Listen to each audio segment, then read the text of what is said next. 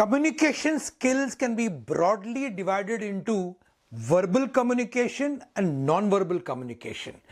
Now let us see the difference and the characteristic of each of them. Verbal communication, to be effective, has to be clear. It has to be avoid ambiguous words to avoid misunderstanding. Because in verbal communication you are using word and language in you are able to communicate to the other person. So it's very important to be specific. Friends, as we know, specific is terrific. And you need to avoid usage of highly technical words, jargons and abbreviation. Because you have to ensure that what you say has to ultimately go and be understood by the listener. Because remember, understanding is complete not when you speak, but when it is totally understood in the way you want it to be by the listener. And do not run down your competitor or highlight your positives too much. It has to be very balanced form of communication, which is what is liked by the other person. And also one more feature of verbal communication which you need to keep in mind is that you need to use positive and affirmative words and sentences. Because remember, words are energy. Language is the window through which you are able to make the listener understand your perspective. So using the right words, the right sentences is very, very critical for you to convey the message properly. That's why it's very important for us to have a good vocabulary. Use active statements. Avoid using terms like maybe, I guess, let us see. But these are all terms which shows uncertainty at your level.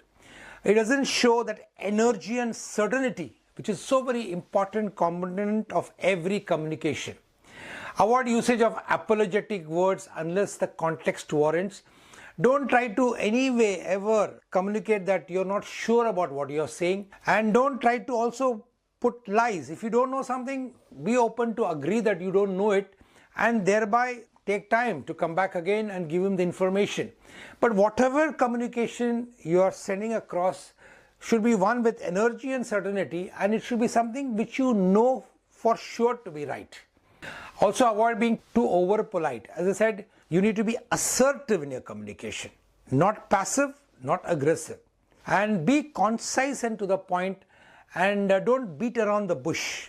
Understand exactly what you're speaking and let it have that ABC formula. It has to be accurate, it has to be having the brevity, and it has to have clarity. So ABC formula of communication is very important for you to keep in mind when you are communicating verbally. Now coming down to, friends, the non-verbal communication, which is very, very important, and we'll see in due course out of the verbal communication, non-verbal communication, how much each of them have an impact on the listeners. Non-verbal communication consists of body language, facial expression, your postures, gestures and tone of voice. And as we know, you cannot not communicate non-verbally. In fact, you'll be quite surprised to know that non-verbal communication is more important, has got more impact on conveying the message that you want to convey to your listeners. So you have to be very sensitive to your body language. It is normally said that verbal is for information and ideas, whereas non-verbals communicate the feelings, the emotions. And we always have to remember that human beings are social beings, human beings are emotional beings, and human beings are able to connect and absorb and feel the emotion that is communicated, which is much more impactful than just the facts. Facts only tell, but actually stories or emotions or drama, that's what ultimately sells. So you need to be aware about this, about the importance of non-verbal communication, and try to master all these different aspects of non-verbal communication, like how to use your postures, your body language, facial expressions, eye contact, gestures and tone of voice in its proper perspective in order to ensure that you become an effective communicator.